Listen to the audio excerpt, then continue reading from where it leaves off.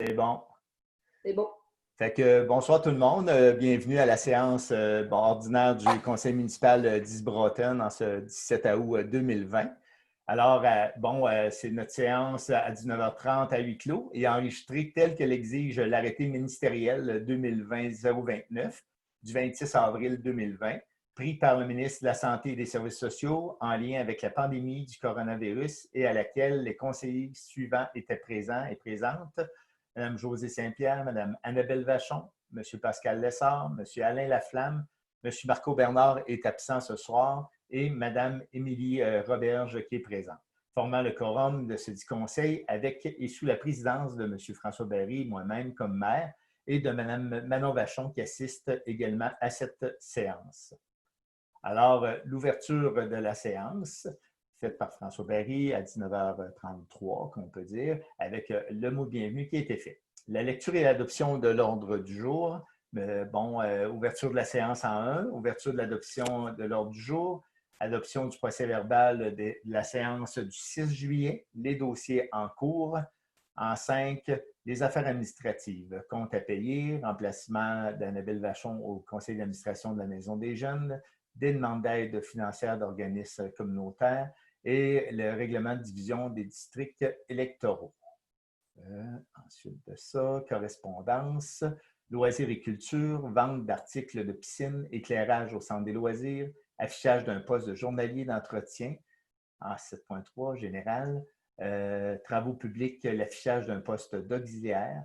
En 9, dérogation mineure du DM 2020-01, incendie.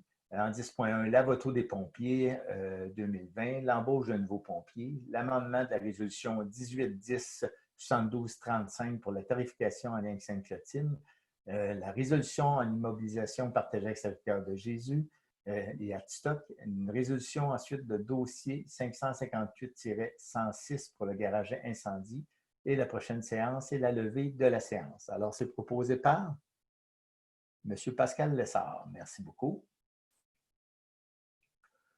Ensuite de ça, l'adoption du procès-verbal de la séance du 6 juillet 2020. Alors, la lecture et le procès-verbal de la séance ordinaire du 6 juillet est dispensée, les élus ayant reçu un exemplaire de celui-ci et ayant pris connaissance avant la dite séance. Il n'y a aucune omission ou erreur qui a été constatée, donc il est proposé d'adopter le procès-verbal du 6 juillet. Alors, qui propose? M. Alain Laflamme. Merci. Les dossiers en cours maintenant. Alors, Mme Saint-Pierre. Oui, excusez-moi.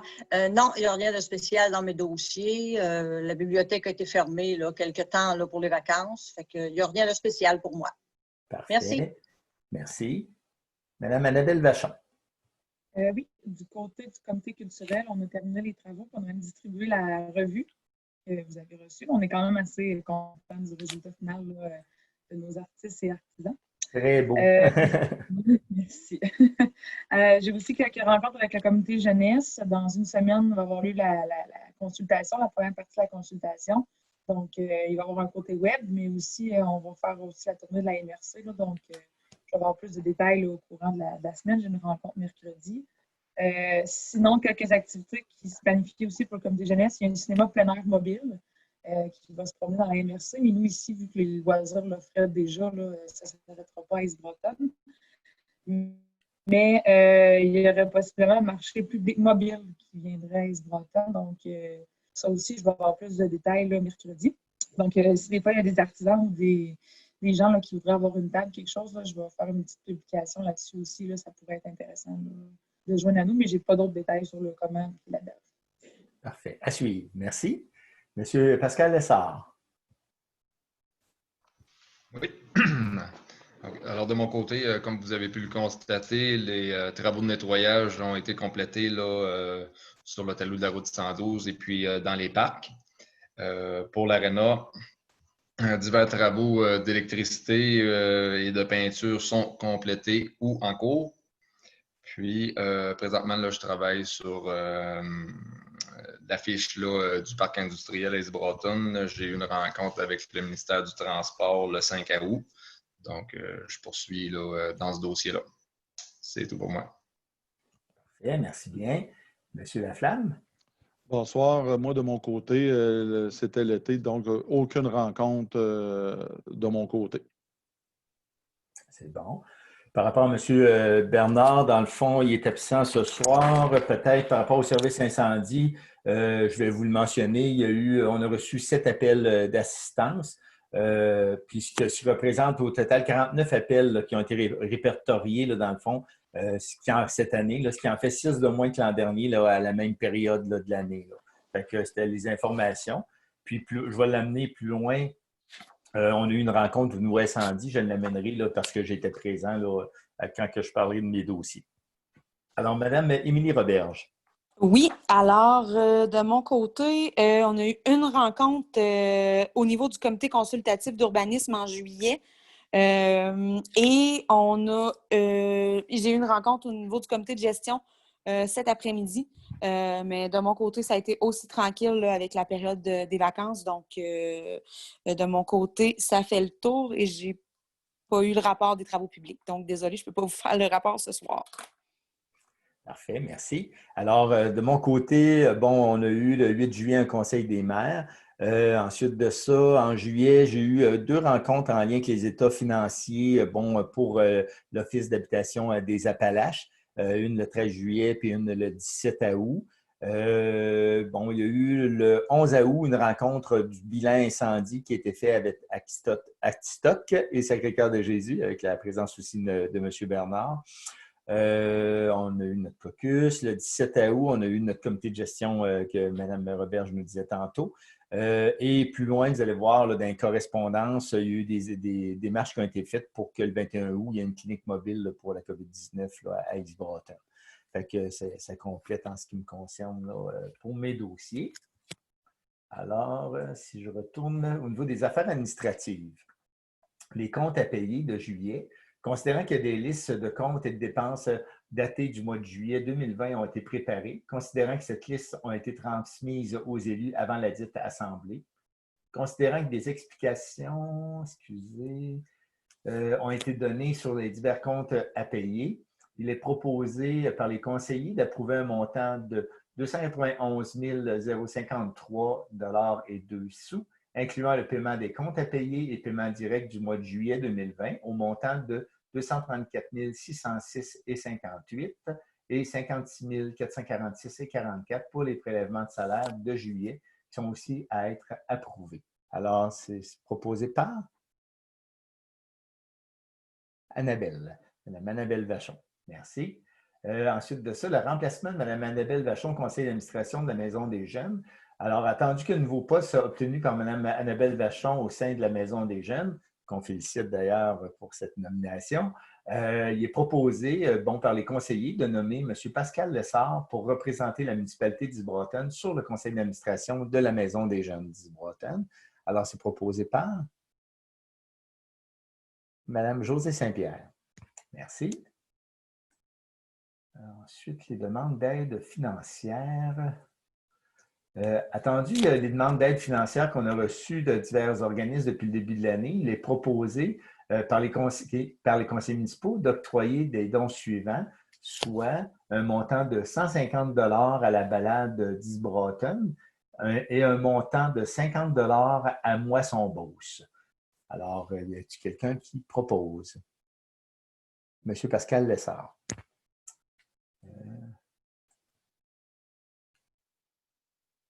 Alors, les règlements de division des districts électoraux, attendu que la municipalité d'Isbretton est déjà divisée en districts électoraux, en conséquence, il est proposé par les conseillers de demander la reconduction de la division actuelle des districts électoraux.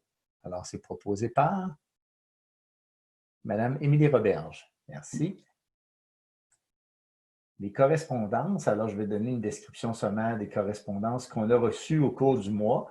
Alors, il y a le 6, comme je disais, là, qui a fait parvenir la confirmation de la tenue de la clinique mobile de dépistage de la COVID-19 qui aura lieu le 21 août prochain à l'Hôtel de Ville. Vous avez reçu dans le feuillet l'information plus précise par la poste. La MRC des Appalaches envoie aussi une invitation pour les élus à une visite guidée d'un milieu humide qui aura lieu le 14 septembre prochain à l'étang Stataire à Irlande. le groupe d'entraide Cancer et Vie qui a fait parvenir une invitation pour une activité de golf qui aura lieu le 25 août prochain. Il y a un citoyen qui nous a demandé l'autorisation de retirer des sédiments accumulés dans le fossé là, de la route Sainte-Anne à ses frais. Il y a le comité de baseball d'Isbrotten qui a fait parvenir une demande de contribution pour la réalisation d'un tournoi de balles donné au profit du baseball mineur d'Isbrotten. À ce sujet-là, le conseil propose que un montant de 150 $ soit donné pour la balle donnée là, en tant que telle. Alors, c'est proposé par Mme Annabelle Vachon. Merci.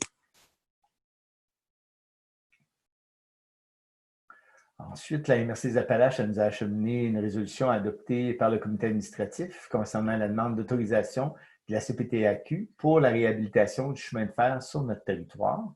Puis il y a la MRC aussi des Appalaches qui nous a envoyé une consultation afin de connaître notre intérêt de la municipalité pour un projet intermunicipal de partage d'une ressource en communication. En point 7, loisirs et culture. Le conseil municipal désire faire une motion de félicitations aux responsables et employés du terrain de jeu de 2020 qui, malgré le contexte de la COVID-19, ont réussi à offrir de belles activités et une qualité de service exceptionnelle. Effectivement, au comité de gestion administratif, on en a parlé cet après-midi, puis on est très satisfait de comment ça a déroulé le terrain de jeu, malgré la COVID, tout s'est très bien déroulé. Puis on a eu, ça a été complet là, pour cette année aussi, le nombre en question.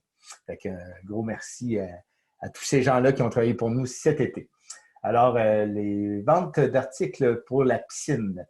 Alors, attendu l'avis public qui avait été déposé le 17 juillet dernier, sur lequel des articles de piscine étaient annoncés comme étant à vendre. Attendu que les offres reçues ont été pour la glissade, M. Ghislain Lessard pour 100 $, Mme Chantal Vachon 150 et M. Gilles Lessard 225. Pour le plongeon, M. Gilles Lessard 60 et Mme Chantal Vachon 150. Pour l'échelle, M. Gilles Lessard 10 $. Alors, il est proposé, dans le fond, par les conseillers, que la municipalité d'Isbrotten vende à M. Gilles Lessard la glissade au prix de 225 $, vende à Mme Chantal Vachon le plongeon au prix de 150 $ et à M. Gilles Lessard l'échelle au prix de 10 $. Fait que la municipalité d'Isbrotten vend les articles ci-haut mentionnés tels que vus et se dégage de toute responsabilité reliée à l'installation ou l'utilisation des 10 articles. Il est de la responsabilité des acquéreurs de respecter les règlements et recommandations en vigueur. Alors, c'est proposé par M. Pascal Lessard. Je ne sais pas, M. Laflamme, je vois tout le temps votre main par après. Je ne sais pas si c'est moi qui ne vois pas bien, mais une autre fois, ce sera vous. Là. Je ne sais pas si peut-être là, des fois dans le visuel, peut-être que je te le vois par la suite. Je m'en excuse si c'est le cas. Alors, l'éclairage du centre de loisirs, on va le reporter à une prochaine rencontre. L'affichage du poste de journalier d'entretien général en 7.3. Alors, attendu le poste de journalier laissé vacant par M. Sylvain Lessard, il est proposé d'autoriser le consultant en ressources humaines, M. Marc-André Paré, de procéder à l'affichage d'un poste de journalier d'entretien général. Proposé par M. Alain Laflamme. Merci. Ensuite de ça, au niveau des travaux publics, en 8, affichage d'un poste d'auxiliaire, c'est qui est proposé par le conseiller d'autoriser le consultant en ressources humaines, M. Marc-André Paré, de procéder à l'affichage d'un poste d'auxiliaire. Donc, c'est proposé par Mme Émilie Roberge. Merci. Bon, pour l'urbanisme, on a eu une demande de dérogation mineure DM 2020-01, 9263-1217 Québec incorporé. Alors, la demande de dérogation au règlement de zonage numéro 97-027 concernant la marge de recul arrière de 12,46 % alors qu'elle devrait être de 25 %. L'identification du site concerné, c'est l'immeuble qui va être situé au 4282 route 112 et appartenant à 9263-1217 Québec incorporé, représenté par M. André Lachance. La bâtisse, actuellement située au 4278 route 112, doit être relocalisée sur la partie voisine du terrain où se situe actuellement la bâtisse. Pour vaquer à ses activités, M. Lachance a besoin d'au moins 60 pieds en façade, ce qui l'empêcherait de respecter le 25 % de marge de recul arrière. Alors, attendu que les membres du comité consultatif d'urbanisme ont étudié les éléments dérogatoires et recommandent l'acceptation de la demande de dérogation mineure DM 2020-01. Il est proposé par les conseillers d'accepter la demande de dérogation mineure DM 2020-01. Donc, c'est proposé par Mme Josée Saint-Pierre. Merci. Alors, au niveau des services incendie, le lave-auto des pompiers en 10.1.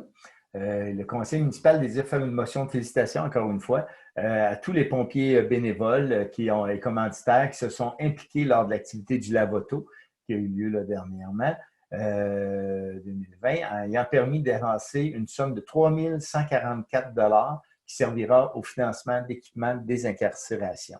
Alors, un gros merci à tous les pompiers bénévoles, les commanditaires. Ensuite, en 10.2, l'embauche de nouveaux pompiers. Attendu le placement de 2 officiers dans l'organigramme. Attendu que 2 candidats furent rencontrés le 10 août dernier. En conséquence, le service de sécurité incendie recommande de procéder à l'embauche de 2 candidats.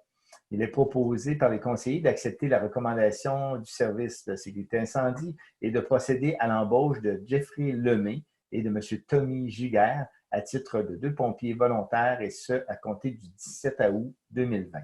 Moi, j'ai une question juste avant de proposer. Oui, Est-ce que lorsqu'on embauche les pompiers comme ça, il y a le processus est le même, dans le fond, vérification des antécédents judiciaires, tout ça? Est-ce que c'est fait aussi? Parce que c'est nouveau. Ben, je veux dire, moi, c'est la première fois que... C'est bon. c'est ça. Ça m'est venu comme à l'esprit, là. Votre micro est fermé, Mme Vachon. Désolée. En fait, je crois que lors des dernières embauches de pompiers, on n'avait pas encore établi ce processus-là. Mais pour les nouveaux, oui, on va s'assurer au niveau des embauches, comme toutes les embauches au niveau de la municipalité. Oui, c'est ça. OK. Merci. Alors, c'était proposé par M. Alain Laflamme, je crois. Oui, c'est ça. Merci beaucoup. Ensuite, l'amendement résolution 18-10-7235 pour la tarification à Sainte-Clotilde. Alors, attendu la résolution 18-10-7235, attendu qu'aucune indexation n'a eu lieu au cours des dernières années. En conséquence, il est proposé par les conseillers d'augmenter à 225 la tarification horaire pour l'utilisation du camion-citerne et à 325 la tarification horaire pour le déploiement de l'échelle aérienne pour la première heure et à 225 pour les heures subséquentes. De plus, il y aura une indexation annuelle de 5 à compter du 1er janvier 2021. Alors, c'est proposé par Mme Émilie Roberge, merci. Pour les IMO partagés avec Sacré-Cœur de Jésus et Atistoc, on va revenir ultérieurement à une autre rencontre. Alors, pour 10.5, une résolution pour le dossier 558-106 pour le garage incendie. Attendu le projet de construction d'un nouveau garage incendie, attendu qu'une subvention sera nécessaire à la réalisation de ce projet, attendu que le projet a été déposé dans le programme d'infrastructure Québec municipalité sur le volet 5.1 et que ce programme est présentement fermé, attendu que notre projet a été transféré dans le programme RICIM, Réfection et construction des infrastructures municipales, qui comporte de nouvelles exigences, notamment pour la réduction du dépôt de la demande financière, attendu que les résolutions 17-03-6849 et 18-02-7089 sont donc maintenant désuètes. En conséquence, le conseil municipal d'Isbroton autorise le dépôt de la demande d'aide financière. La municipalité d'Isbroton a pris connaissance du guide du programme RICIM et s'engage à en respecter toutes les modalités qui s'appliquent à elle. La municipalité d'Isbroton s'engage, si elle obtient une aide financière pour son projet, à payer sa part des coûts admissibles et des coûts d'exploitation continue de l'infrastructure visée. La municipalité d'Isbroton assumera tous les coûts non admissibles au programme RICIM associé à son projet si elle obtient une aide financière pour celui-ci, y compris tout le dépassement des coûts. Alors, c'est proposé par